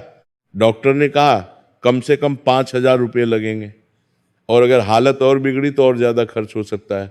विश्वनाथ के पास इतने पैसे नहीं थे। हालांकि अब उनकी आर्थिक स्थिति पहले से बेहतर थी, लेकिन इतने पैसे अचानक से कहां से लाए? वे बहुत परेशान हो गए। उन्होंने अपने बड़े बेटे रामकृष्ण से बात की। रामकृष्ण ने कहा, पिताजी चिंता मत कीजिए, मैं अपने मालिक से पैसे उधार लूंगा। गोविंद ने कहा, हाँ पिताजी, मैं भी कुछ इंतजाम करूंगा। लेकिन फिर भी इतने पैसे नहीं हो पा रहे थे। विश्वनाथ ने सोचा कि वे गांव के किसी अमीर आदमी से उधार लेंगे, लेकिन तब तक शाम हो गई थी। अस्पताल में लक्ष्मी की हालत बिगड़ती जा रही थी। डॉक्टर ने कहा, आपको तुरंत एडमिशन करवाना होगा, नहीं तो मैं जिम्मेदारी नहीं ले सकता। सरस्वती बहुत रोई। वह हनुमान जी को याद करने लगी। उस रात वो अस्पताल में लक्ष्मी के पास बैठी रही। मंगलवार नहीं था, लेकिन उसे अपनी बेटी की बहुत चिंता थी। वह मन ही मन प्रार्थना करती रही, हे प्रभु हनुमान, मैंने आपकी पूरी भक्ति से सेवा की है, मैंने हर मंगलवार को व्रत रखा है, मैंने मंदिर की सफाई की है, मैंने जरूरतमंदों की मदद की है, लेकिन अब मेरी बेटी मर रही है, कृपया उसे बचा लीजिए, मैं अपनी बेटी के बिना नहीं रह सकती। आप संकट मोचन हैं, कृपया मेरे इस संकट को दूर कीजिए। वो पूरी रात जागती रही और प्रार्थना करती रही। सुबह होने से पहले तड़के के समय उसे थोड़ी सी नींद आई। उस नींद में उसे एक सपना आया। उस सपने में हनुमान जी उसके सामने खड़े थे। वे बहुत विशाल और तेजस्वी दिख रहे थे। उनका पूरा शरीर सोने की तरह चमक रहा था। उनकी आंखों में करुणा थी। उन्होंने मुस्कुराते हुए कहा, बेटी सरस्वती, तुम चिंता मत करो, तुम्हारी बेटी ठीक हो जाएगी। तुम्हारी भक्ति सच्ची है, तुमने पूरे मन से मेरी सेवा की है, मैं तुमसे बहुत प्रसन्न हूं। तुम्हारे परिवार पर मेरी कृपा हमेशा बनी रहेगी। अब घर जाओ, तुम्हारी बेटी को कुछ नहीं होगा। जब सरस्वती की नींद खुली तो उसने देखा कि लक्ष्मी को होश आ गया है। उसका बुखार कम हो गया था, उसकी आंखें खुली थीं और वो अपनी माँ को देख रही थी। लक्ष्मी ने कहा, माँ, मुझे बहुत प्यास लगी है। सरस्वती की खुशी का ठिकाना नहीं रहा। उसने जल्दी से लक्ष्मी को पानी पिलाया। फिर उसने डॉक्टर को बुलाया। डॉक्टर ने आकर लक्ष्मी की जांच की और बहुत हैरान हुआ। उसने कहा, यह तो चमत्कार है। कल रात इस बच्ची की हालत बहुत खराब थी, मुझे लग रहा था कि ये नहीं बचेगी, लेकिन आज सुबह इसका बुखार बिल्कुल ठीक हो गया है, इन्फेक्शन भी कम हो गया है। ये कैसे हो सकता है? सरस्वती ने हाथ जोड़कर ऊपर की ओर देखा और मन ही मन हनुमान जी को धन्यवाद दिया। डॉक्टर ने कहा, अब इसे एडमिट करने की जरूरत नहीं है, मैं कुछ दवाइयां देता हूं, इन्हें खिलाते रहिए, कुछ दिनों में ये बिल्कुल ठीक हो जाएगी। विश्वनाथ और सरस्वती बहुत खुश हुए, पूरा परिवार बहुत खुश हुआ। वे समझ गए कि यह हनुमान जी का चमत्कार था। उसी दिन एक और चमत्कार हुआ। जब वे अस्पताल से बाहर आए तो उन्हें वहां ठाकुर रघुवीर सिंह मिला। ठाकुर ने पूछा, पंडित जी यहाँ क्या हुआ? विश्वनाथ ने उसे सारी बात बताई। ठाकुर ने तुरंत अपनी जेब से पैसे निकाले और विश्वनाथ को दिए। उसने कहा, पंडित जी ये लीजिए, आपकी बेटी के इलाज के लिए। विश्वनाथ ने कहा, नहीं ठाकुर साहब, अब जरूरत नहीं है, भगवान की कृपा से लक्ष्मी ठीक हो गई है। ठाकुर ने कहा, फिर भी ये रख लीजिए, आपने मेरी बहू को बचाया था, ये तो बहुत छोटी बात है। सरस्वती ने अगले मंगलवार को विशेष पूजा की। उसने 21 मंगलवार पूरे कर लिए थे। आखिरी मंगलवार को उसने गांव के 10 गरीब बच्चों को खाना खिलाया। उसने मंदिर में एक छोटा सा भंडारा रखा। गांव के कुछ लोग भी आए। सबने हनुमान जी की पूजा की। उस रात फिर से सरस्वती को सपने में हनुमान जी के दर्शन हुए। हनुमान जी ने कहा, बेटी, तुमने अपना संकल्प पूरा कर लिया, तुम्हारी भक्ति देखकर मैं बहुत प्रसन्न हूं। अब तुम्हारा परिवार हमेशा सुखी रहेगा, तुम्हारे बच्चों का भविष्य उज्जवल होगा, तुम्हारे पति को सम्मान मिलेगा। लेकिन याद रखना, कभी भी अपनी भक्ति मत छोड़ना, कभी भी अहंकार मत करना। हमेशा विनम्र रहना और दूसरों की मदद करते रहना, यही सच्ची भक्ति है। उस दिन के बाद पंडित विश्वनाथ के परिवार में खुशहाली आ गई। विश्वनाथ को गांव में और आसपास के गांवों में बहुत सम्मान मिलने लगा। लोग उनसे सलाह लेने आते थे। उन्हें अब बहुत सारे काम मिलते थे। वे हर काम पूरी ईमानदारी से करते थे। रामकृष्ण ने कुछ सालों बाद अपना खुद का व्यापार शुरू किया। उसने लकड़ी और फर्नीचर का काम शुरू किया। वह बहुत मेहनती और ईमानदार था। उसका व्यापार धीरे धीरे बढ़ता गया। कुछ सालों में वह गांव का एक सफल व्यापारी बन गया, लेकिन उसने कभी अहंकार नहीं किया। वह गांव का मततारका, बिल्कुल उनका प्रभार देखिए। हमेशा अपने माता पिता का आदर करता रहा और गरीबों की मदद करता रहा। गोविंद एक अच्छे स्कूल में प्रिंसिपल बन गया। उसने शिक्षा के क्षेत्र में बहुत अच्छा काम किया। उसने गांव के कई गरीब बच्चों को मुफ्त में पढ़ाया। उसने एक छोटी सी लाइब्रेरी भी खोली जहां बच्चे किताबें पढ़ सकते थे। लक्ष्मी बड़ी होकर एक बहुत सुंदर और समझदार लड़की बन गई। उसकी शादी एक अच्छे और धार्मिक परिवार में हुई। उसने भी अपनी माँ से सीखी हुई भक्ति को कभी नहीं छोड़ा। लेकिन सबसे बड़ी बात यह थी कि पूरे परिवार ने कभी अपनी भक्ति और संस्कारों को नहीं छोड़ा। सरस्वती हर मंगलवार को मंदिर जाती रही। विश्वनाथ ने उस पुराने हनुमान मंदिर की मरम्मत करवाई। उन्होंने मंदिर की दीवारें ठीक करवाई, नई छत लगवाई, मंदिर के चारों ओर साफ सफाई करवाई। उन्होंने मंदिर में एक छोटा सा घंटा भी लगवाया। अब वो मंदिर बहुत सुंदर दिखने लगा। गांव के लोग भी अब वहां पूजा करने आने लगे। हर मंगलवार को मंदिर में भीड़ लगने लगी। लोग वहां आकर हनुमान जी की पूजा करते थे और अपनी मनोकामनाएं मांगते थे। धीरे धीरे सरस्वती की कहानी पूरे इलाके में फैल गई। लोग उसके बारे में बातें करने लगे। कोई कहता सरस्वती बहुत भाग्यशाली है, हनुमान जी ने उस पर बहुत कृपा की है। कोई कहता नहीं, ये सिर्फ किस्मत नहीं है, उसने सच्चे मन से भक्ति की है, इसलिए भगवान ने उसकी सुनी है। लोग सरस्वती से मिलने आने लगे और उससे पूछने लगे कि उसने क्या किया। सरस्वती बहुत विनम्र थी। वो किसी को अपनी कहानी बड़े गर्व से नहीं सुनाती थी।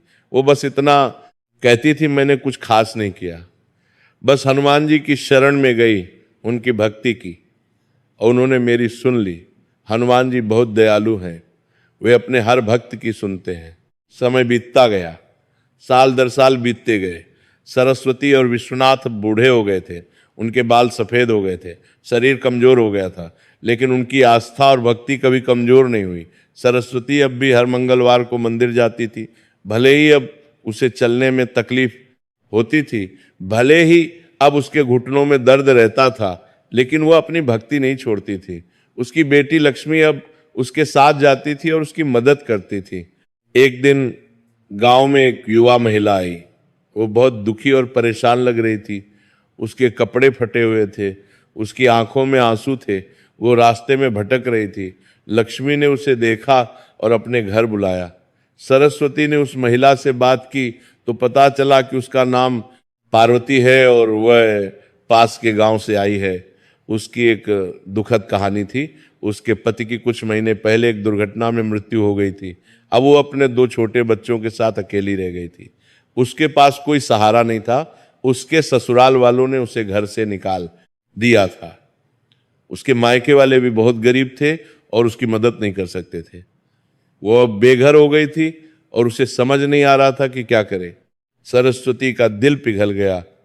उसे अपने पुराने दिनों की याद आ गई जब वह खुद भी बहुत मुसीबत में थी। उसने पार्वती को अपने घर में रुकने के लिए कहा।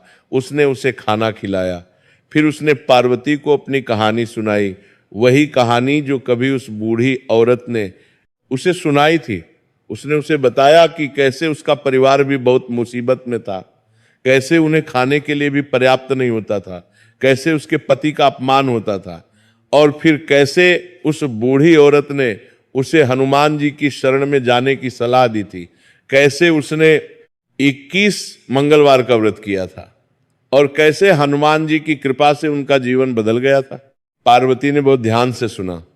उसकी आंखों में उम्मीद की एक किरण दिखाई दी।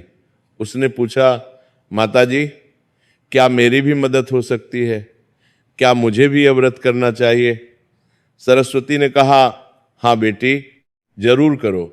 हनुमान जी सबकी सुनते हैं, तुम उनकी शरण में जाओ, सच्चे मन से भक्ति करो, तुम्हारा भी जीवन बदल जाएगा। पार्वती ने सरस्वती की बात मानी और मंगलवार का व्रत शुरू कर दिया। शुरुआत के कुछ हफ्तों में तो उसे कोई खास बदलाव नहीं दिखा, लेकिन उसने हार नहीं मानी। वह हर मंगलवार को मंदिर जाती रही। सरस्वती और लक्ष्मी उसकी मदद करते रहे। धीरे धीरे चीजें बदलने लगीं।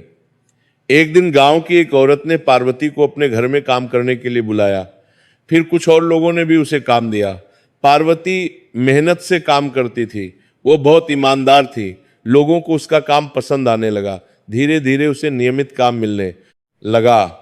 उसे इतनी कमाई होने लगी कि वो अपने बच्चों को अच्छे से पाल पोस सकती थी। कुछ महीनों बाद उसे गांव के स्कूल में रसोइया की नौकरी मिल गई। अब उसके पास एक स्थिर आमदनी थी। उसका जीवन बदल गया था। पार्वती बहुत खुश थी। उसने हनुमान जी को धन्यवाद दिया और सरस्वती को भी। उसने कहा, माता जी, आपने मेरी जान बचाई। अगर आप नहीं होती तो मैं नहीं जानती कि मेरा और मेरे बच्चों का क्या होता। सरस्वती ने कहा, बेटी, मैंने कुछ नहीं किया, ये सब हनुमान जी की कृपा है।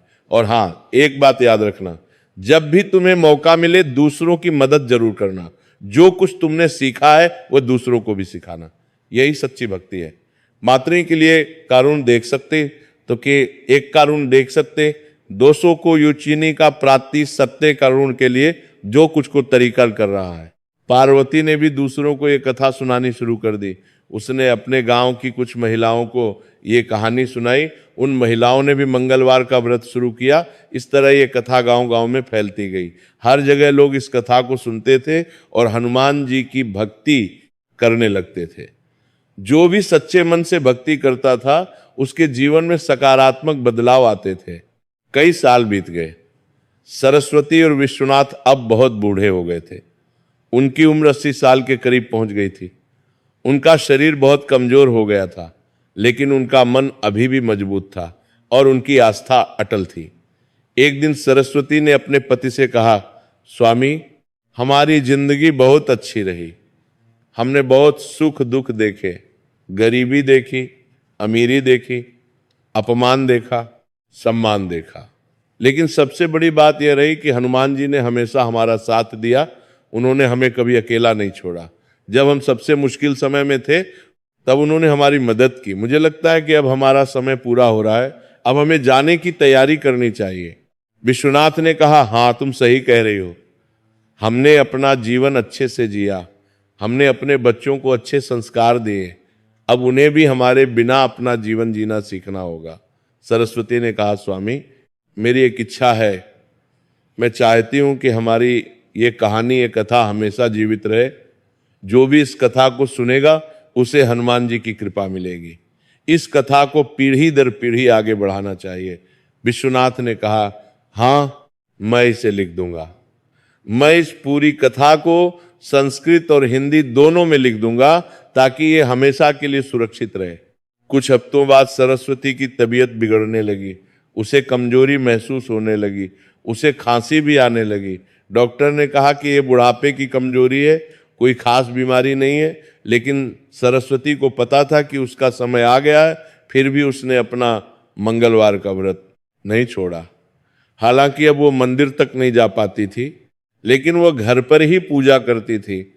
लक्ष्मी उसके लिए मंदिर जाती थी और वहां पूजा करके आती थी। एक दिन सरस्वती ने अपने सभी बच्चों और पोते पोतियों को बुलाया। उसके तीनों बच्चे आए। रामकृष्ण अब एक सफल व्यापारी था। उसकी पत्नी और 3 बच्चे थे। गोविंद एक प्रसिद्ध शिक्षक था। उसकी पत्नी और 2 बच्चे थे। लक्ष्मी की भी शादी हो चुकी थी और उसके 2 बच्चे थे। सब लोग इकट्ठे हुए। सरस्वती बिस्तर पर लेटी हुई थी। वो बहुत कमजोर दिख रही थी, लेकिन उसके चेहरे पर एक शांत मुस्कान थी। उसकी आंखों में एक दिव्य चमक थी। उसने धीरे धीरे सबको देखा, फिर बोली, मेरे प्यारे बच्चों, मेरे प्यारे नाती पोतों, आज मैं तुम सबको कुछ बताना चाहती हूँ। मैं अब इस दुनिया से जाने वाली हूँ, मेरा समय पूरा हो गया है, लेकिन तुम सब दुखी मत होना। मृत्यु तो जीवन का एक हिस्सा है। जो जन्मा है उसे एक दिन मरना ही है। ये प्रकृति का नियम है। सब लोगों की आंखों में आंसू आ गए। रामकृष्ण ने कहा, नहीं माँ, ऐसी बातें मत करो, आप बहुत दिन जियोगी। सरस्वती ने मुस्कुराते हुए कहा, बेटा, जीवन और मृत्यु भगवान के हाथ में है। मैंने अपना जीवन अच्छे से जिया, अब मैं शांति से जाना चाहती हूँ, लेकिन जाने से पहले मैं तुम सबसे कुछ कहना चाहती हूँ, ध्यान से सुनो। सबने पास आकर उसे घेर लिया।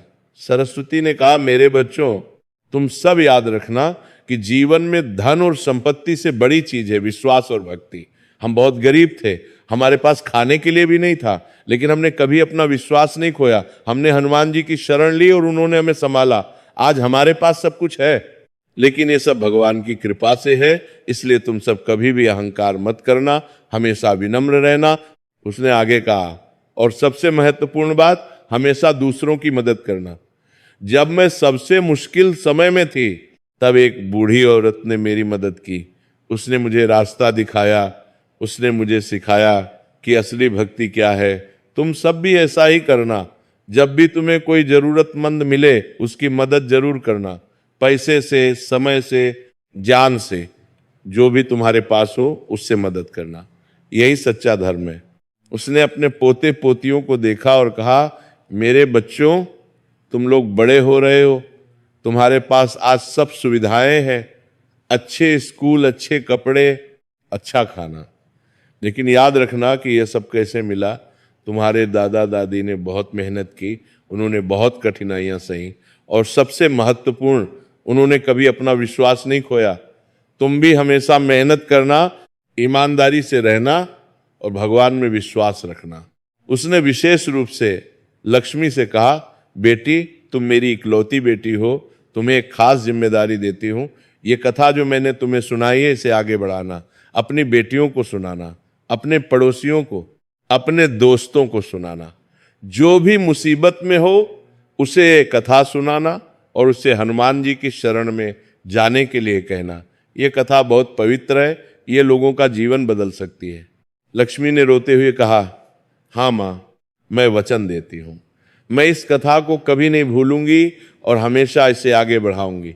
सरस्वती ने संतोष की सांस ली, फिर उसने अपने पति की ओर देखा। विश्वनाथ उसके पास बैठे थे, उनकी आंखों में भी आंसू थे। सरस्वती ने उनका हाथ पकड़ा और कहा, बीच में बता नहीं भूलूंगी। स्वामी, आपने मेरा बहुत ख्याल रखा, आप बहुत अच्छे पति हैं, मुझे गर्व है कि मैं आपकी पत्नी हूं। अब आप अपना ख्याल रखिएगा, और हाँ, हनुमान जी की भक्ति करते रहिएगा, वे हमेशा आपके साथ रहेंगे। विश्वनाथ ने कुछ कहने की कोशिश की, लेकिन गला रुंध गया। वे बस उसका हाथ पकड़े रहे। सरस्वती ने अपनी आंखें बंद की, उसके होठों पर एक मुस्कान थी। वह धीरे धीरे बोली, जय हनुमान, जय श्री राम, आरता कुर नारसनी, जय श्री राम। और फिर उसने अपनी अंतिम सांस ली। इतना कहकर सरस्वती ने अपने प्राण त्याग दी। उसकी मृत्यु बहुत शांत थी, उसके चेहरे पर कोई दर्द नहीं था, बस एक संतोष की मुस्कान थी। पूरे परिवार ने रोया, गांव के सभी लोग इकट्ठे हुए। सरस्वती को सब प्यार करते थे, वो बहुत अच्छी महिला थी, उसने अपने जीवन में बहुत लोगों की मदद की थी। उसका अंतिम संस्कार बड़े सम्मान के साथ किया गया। हनुमान मंदिर में एक विशेष प्रार्थना सभा रखी गई। सैकड़ों लोग आए और सरस्वती को श्रद्धांजलि दी। सरस्वती के जाने के बाद भी उसकी कहानी जीवित रही। विश्वनाथ ने अपनी पत्नी की इच्छा के अनुसार पूरी कथा को लिख लिया। उन्होंने एक छोटी सी पुस्तिका बनवाई जिसमें यह कथा थी। इस पुस्तिका को गांव के लोगों में बांटा गया। लक्ष्मी ने अपनी मां का वचन निभाया। वह हर मंगलवार को मंदिर जाती रही और वहां महिलाओं को यह कथा सुनाती रही। धीरे धीरे यह कथा पूरे इलाके में फैल गई। कई साल बीत गए। विश्वनाथ भी अब बहुत बूढ़े हो गए थे। उन्हें अपनी पत्नी की बहुत याद आती थी, लेकिन उन्होंने हार नहीं मानी। वे हर दिन पूजा पाठ करते रहे। वे हनुमान मंदिर में नियमित रूप से जाते रहे। एक दिन जब वे मंदिर में बैठे हुए ध्यान कर रहे थे तो उन्हें एक दिव्य अनुभव हुआ। उन्हें ऐसा लगा जैसे हनुमान जी खुद उनके सामने खड़े हैं। उन्होंने आंखें खोली, लेकिन वहां कोई नहीं था। फिर भी उन्हें एक आवाज सुनाई दी, विश्वनाथ, तुमने और तुम्हारी पत्नी ने बहुत अच्छा काम किया। तुमने सच्चे मन से भक्ति की, तुमने दूसरों की मदद की। मैं तुम दोनों से बहुत प्रसन्न हूं। जल्द ही तुम अपनी पत्नी से मिलोगे। कुछ महीने बाद विश्वनाथ भी शांति से इस दुनिया को छोड़कर चले गए। उनकी मृत्यु भी बहुत शांत थी। उनके चेहरे पर भी वही संतोष की मुस्कान थी जो उनकी पत्नी के चेहरे पर थी। लोगों ने कहा कि उन्हें मरते समय हनुमान जी के दर्शन हुए थे। विश्वनाथ और सरस्वती के जाने के बाद भी उनकी कहानी जीवित रही। उनके बच्चों ने उनकी विरासत को संभाला। रामकृष्ण ने हनुमान मंदिर के लिए एक बड़ा दान दिया। उसने मंदिर के पास एक छोटा सा धर्मशाला बनवाया जहां यात्री रुक सकते थे। गोविंद ने मंदिर के पास एक छोटी सी लाइब्रेरी बनवाई जहां धार्मिक किताबें रखी गईं। लक्ष्मी ने हर मंगलवार को मंदिर में एक सत्संग का आयोजन शुरू किया जहां महिलाएं इकट्ठी होती थीं और भजन कीर्तन करती थीं। समय बीतता गया, दशक बीत गए। अब उस गांव में नई पीढ़ी आ गई थी, लेकिन हनुमान जी की कथा और सरस्वती की कहानी अभी भी जीवित थी। हर मंगलवार को मंदिर में भीड़ लगती थी, दूर दूर से लोग आते थे। कई लोगों ने मंगलवार का व्रत शुरू किया और उनके जीवन में भी सकारात्मक बदलाव आए। कोई गरीब अमीर बन गया, कोई बीमार स्वस्थ हो गया, किसी के घर में शांति आ गई। हर किसी की अपनी कहानी थी, लेकिन सब कहानियों में एक चीज समान थी, हनुमान जी की कृपा। आज भी वो मंदिर खड़ा है। अब वो मंदिर बहुत बड़ा और सुंदर हो गया है। उसमें संगमरमर लगा हुआ है, बड़े बड़े घंटे हैं, सुंदर मूर्तियां हैं। हर मंगलवार को वहां हजारों लोग आते हैं। मंदिर के प्रवेश द्वार पर एक शिलालेख लगा हुआ है जिस पर लिखा है, यह मंदिर पंडित विश्वनाथ और उनकी पत्नी सरस्वती की स्मृति में है, जिन्होंने सच्ची भक्ति से हनुमान जी को प्रसन्न किया और दूसरों को भी भक्ति का मार्ग दिखाया। मंदिर के अंदर एक छोटा सा कमरा है जहां सरस्वती और विश्वनाथ की तस्वीरें लगी हुई हैं। वहां हर समय एक दीपक जलता रहता है। लोग वहां जाते हैं और उन्हें श्रद्धांजलि देते हैं। कई लोग कहते हैं कि जब वे उस कमरे में जाते हैं तो उन्हें एक अजीब सी शांति महसूस होती है। कुछ लोगों ने तो कहा है कि उन्हें वहां सरस्वती की आत्मा महसूस होती है जो अभी भी लोगों का मार्गदर्शन कर रही है। ये कथा आज भी सुनाई जाती है। हर मंगलवार को मंदिर में एक बड़ी सभा होती है जहां ये कथा सुनाई जाती है। बुजुर्ग महिलाएं नई पीढ़ी की लड़कियों को ये कथा सुनाती हैं, माताएं अपनी बेटियों को ये कथा सुनाती हैं, और इस तरह ये कथा पीढ़ी दर पीढ़ी आगे बढ़ती जा रही है। इस कथा का संदेश बहुत सरल है लेकिन बहुत गहरा है। ये हमें सिखाती है कि जीवन में कितनी भी मुश्किलें क्यों ना आए, हमें अपना विश्वास नहीं खोना चाहिए, हमें अपनी आस्था पर दृढ़ रहना चाहिए। भगवान हमेशा हमारे साथ हैं। भले ही हमें ऐसा ना लगे, लेकिन वे हमें देख रहे हैं, वे हमारी परीक्षा ले रहे हैं, और जब सही समय आता है वे हमारी मदद करते हैं। ये कथा हमें ये भी सिखाती है कि असली भक्ति सिर्फ मंदिर में जाकर पूजा करना नहीं है, असली भक्ति है दूसरों की सेवा करना। जब हम किसी जरूरतमंद की मदद करते हैं तो हम भगवान की ही सेवा कर रहे होते हैं। हनुमान जी ने अपना पूरा जीवन दूसरों की सेवा में बिताया। उन्होंने भगवान राम की सेवा की, उन्होंने माता सीता की रक्षा की, उन्होंने लक्ष्मण जी के प्राण बचाए, उन्होंने हर किसी की मदद की। इसलिए जो भी हनुमान जी का सच्चा भक्त बनना चाहता है उसे भी दूसरों की सेवा करनी चाहिए। ये कथा हमें ये भी सिखाती है कि धैर्य रखना बहुत जरूरी है। सरस्वती ने 21 मंगलवार तक व्रत रखा, बीच में कभी उसने हार नहीं मानी। भले ही तुरंत कोई बदलाव नहीं दिखा, लेकिन उसने अपनी भक्ति जारी रखी और धीरे धीरे चीजें बदलने लगीं। इसी तरह हमें भी धैर्य रखना चाहिए। अच्छे कर्म का फल तुरंत नहीं मिलता, लेकिन जरूर मिलता है। हमें बस विश्वास रखना चाहिए और अपने कर्म करते रहना चाहिए। ये कथा हमें विनम्रता का पाठ भी सिखाती है। जब सरस्वती के परिवार की स्थिति सुधर गई तो उन्होंने कभी अहंकार नहीं किया, वे हमेशा विनम्र रहे। उन्होंने कभी नहीं भूला कि वे कहाँ से आए हैं। उन्होंने हमेशा गरीबों की मदद की। इसी तरह हमें भी सफलता मिलने पर विनम्र रहना चाहिए। हमें याद रखना चाहिए कि यह सब भगवान की कृपा से है। हनुमान जी को संकट मोचन क्यों कहा जाता है? क्योंकि वे हर संकट से अपने भक्तों को मुक्त कर देते हैं। चाहे वो आर्थिक संकट हो, शारीरिक संकट हो, मानसिक संकट हो या आध्यात्मिक संकट हो, हनुमान जी हर तरह के संकट से अपने भक्तों की रक्षा करते हैं। लेकिन उनकी कृपा पाने के लिए हमें सच्चा भक्त बनना होगा, और सच्ची भक्ति का मतलब है श्रद्धा, विश्वास, धैर्य, अच्छे कर्म और दूसरों की सेवा। हनुमान जी की एक और खासियत है कि वे बहुत जल्दी प्रसन्न हो जाते हैं। उन्हें खुश करने के लिए किसी बड़ी पूजा या महंगे सामान की जरूरत नहीं है, बस एक सच्चा दिल चाहिए। सरस्वती के पास फूल भी नहीं थे, लेकिन उसने जंगली फूल चढ़ाए। उसके पास घी नहीं था, लेकिन उसने तेल का दीपक जलाया। लेकिन उसकी भक्ति सच्ची थी और यही काफी था। हनुमान जी की महानता यह भी है कि वे किसी भेदभाव नहीं करते, चाहे कोई अमीर हो या गरीब, ब्राह्मण हो या शूद्र, पुरुष हो या स्त्री, हनुमान जी सबकी सुनते हैं। सरस्वती एक साधारण गृहिणी थी, उसके पास कोई खास शिक्षा नहीं थी, उसे वेद पुराण नहीं आते थे, लेकिन फिर भी हनुमान जी ने उसकी सुनी, क्योंकि उसकी भक्ति सच्ची थी। इस कथा में एक और महत्वपूर्ण पहलू है, माँ का प्यार और समर्पण। सरस्वती एक माँ थी, उसे अपने बच्चों की चिंता थी। वह अपने बच्चों को भूखा नहीं देख सकती थी। यही चिंता उसे हनुमान जी की शरण में ले गई और हनुमान जी ने एक माँ की पुकार सुनी। ये बार आदि को हमें बताता है कि भगवान माँ के प्यार को बहुत महत्व देते हैं। एक माँ जो अपने बच्चों के लिए कुछ भी कर सकती है, उसकी प्रार्थना भगवान जरूर सुनते हैं। इस कथा में पंडित विश्वनाथ का चरित्र भी बहुत प्रेरणादायक है। उन्होंने बहुत अपमान सहा, लेकिन कभी बदला नहीं लिया। जब ठाकुर रघुवीर सिंह ने उनकी मदद मांगी तो उन्होंने बिना किसी द्वेष के मदद की। ये उनके चरित्र की महानता थी। ये हमें सिखाता है कि हमें क्षमा करना सीखना चाहिए। जो लोग हमारे साथ बुरा करते हैं, हमें उनसे नफरत नहीं करनी चाहिए, हमें उन्हें क्षमा करना चाहिए। यही सच्चा धर्म है। इस कथा में रामकृष्ण, गोविंद और लक्ष्मी के चरित्र भी हमें बहुत कुछ सिखाते हैं। तीनों बच्चे बहुत कठिन परिस्थितियों में पले बढ़े। उन्होंने भूख देखी, गरीबी देखी, लेकिन उन्होंने कभी गलत रास्ता नहीं चुना। उन्होंने हमेशा मेहनत की, ईमानदारी से काम किया और इसीलिए उन्हें सफलता मिली।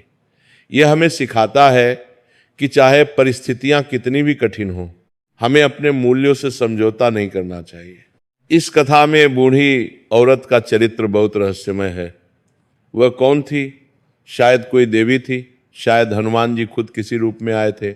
लेकिन असली बात यह है कि जब हम सबसे मुश्किल समय में होते हैं, जब हमें लगता है कि अब कोई रास्ता नहीं है, तब भगवान किसी न किसी रूप में हमारी मदद के लिए आते हैं।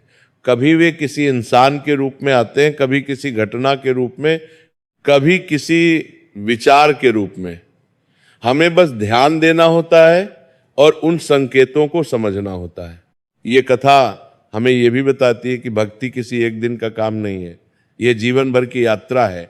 सरस्वती ने 21 मंगलवार पूरे कर लिए थे, लेकिन फिर भी उसने भक्ति नहीं छोड़ी। वो जीवन भर हर मंगलवार को मंदिर जाती रही। ये हमें सिखाता है कि भक्ति को हमारे जीवन का हिस्सा बनना चाहिए। ये कोई सौदा नहीं है कि हमने कुछ दिन पूजा की और बदले में भगवान से कुछ मांग लिया।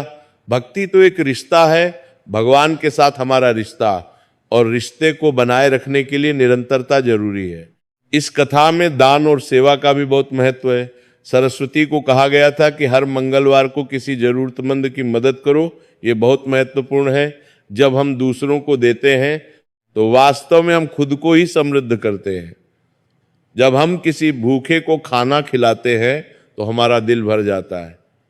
जब हम किसी की मुस्कान देखते हैं जिसे हमने मदद की है, तो वह खुशी किसी भी धन से बड़ी होती है।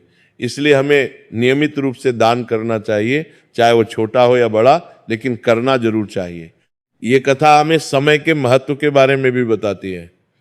मंगलवार को हनुमान जी का दिन माना जाता है। इस दिन हनुमान जी की पूजा करना विशेष फलदायी होता है। लेकिन इसका मतलब ये नहीं कि बाकी दिनों में हम भगवान को भूल जाएं। हमें हर दिन भगवान को याद करना चाहिए, लेकिन कुछ विशेष दिनों में विशेष पूजा करना हमारी भक्ति को और गहरा बनाता है। मंगलवार के व्रत का एक वैज्ञानिक पहलू भी है। व्रत रखने से हमारा शरीर शुद्ध होता है, हमारा मन शांत होता है। जब हम भूखे रहते हैं तो हमें उन लोगों की याद आती है जो रोज भूखे रहते हैं। इससे हमें करुणा का भाव पैदा होता है। इसलिए व्रत सिर्फ एक धार्मिक कर्म नहीं है, ये हमारे व्यक्तित्व को भी निखारता है। इस कथा में हनुमान मंदिर का भी विशेष महत्व है। जो मंदिर टूटा फूटा और उपेक्षित था, वही मंदिर सरस्वती की भक्ति से फिर से जीवित हो गया। यह हमें सिखाता है कि भगवान की शक्ति स्थान से नहीं, भक्ति से आती है। कोई मंदिर चाहे कितना भी पुराना या टूटा फूटा हो, अगर वहाँ सच्ची भक्ति होती है तो वो पवित्र हो जाता है। ये कथा हमें परिवार के महत्व के बारे में भी बताती है। विश्वनाथ का पूरा परिवार एक साथ था, मुश्किलों में भी उन्होंने एक दूसरे का साथ नहीं छोड़ा। बच्चों ने अपने माता पिता की मदद की, माता पिता ने अपने बच्चों के लिए हर कष्ट सहा। ये एक आदर्श परिवार का उदाहरण है। आजकल के समय में जब परिवार टूट रहे हैं, ये कथा हमें बताती है कि परिवार की एकता कितनी महत्वपूर्ण है। इस कथा में शिक्षा और संस्कार का भी महत्व है। विश्वनाथ ने अपने बच्चों को अच्छी शिक्षा दी, गोविंद शिक्षक बना और उसने दूसरों को भी शिक्षा दी। ये बताता है कि शिक्षा सिर्फ डिग्री हासिल करना नहीं है, शिक्षा का असली मतलब है ज्ञान प्राप्त करना और उस ज्ञान को दूसरों के साथ बांटना, और सबसे महत्वपूर्ण अच्छे संस्कार देना। विश्वनाथ और सरस्वती ने अपने बच्चों को अच्छे संस्कार दिए, इसीलिए उनके बच्चे सफल होने के बाद भी विनम्र रहे। ये कथा हमें क्षमा और करुणा का पाठ भी सिखाती है। ठाकुर रघुवीर सिंह ने विश्वनाथ का बहुत अपमान किया था, लेकिन जब ठाकुर को जरूरत पड़ी तो विश्वनाथ ने बिना किसी द्वेष की उसकी मदद की और बाद में ठाकुर भी बदल गया। यह हमें बताता है कि हर इंसान में अच्छाई होती है, कभी कभी वो अहंकार या परिस्थितियों के कारण छिप जाती है, लेकिन प्यार और करुणा से हम किसी को भी बदल सकते हैं। इस कथा का एक और महत्वपूर्ण संदेश है विश्वास की शक्ति। जब सरस्वती ने पूरे विश्वास के साथ हनुमान जी की पूजा की तो उसकी मनोकामना पूरी हुई। लेकिन अगर उसके मन में शक होता, अगर वो सोचती कि शायद ये काम नहीं करेगा, तो शायद वो सफल नहीं होती। विश्वास में बहुत बड़ी शक्ति होती है। जब हम पूरे विश्वास के साथ कुछ करते हैं तो पूरी ब्रह्मांड हमारी मदद के लिए आ जाती है। ये कथा हमें ये भी सिखाती है कि चमत्कार होते हैं।